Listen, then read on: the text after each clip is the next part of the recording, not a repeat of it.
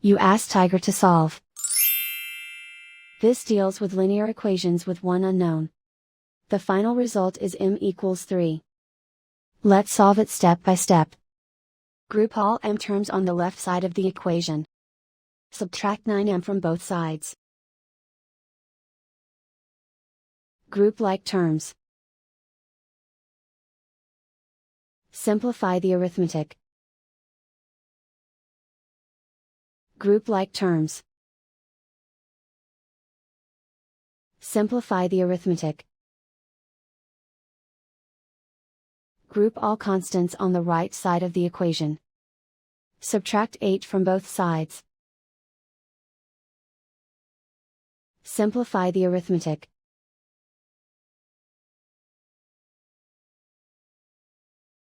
Isolate the m. Divide both sides by -5. Cancel out the negatives. Simplify the fraction.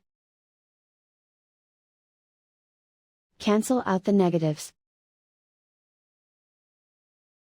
Find the greatest common factor of the numerator and denominator. Factor out and cancel the greatest common factor. And so the final result is m equals 3.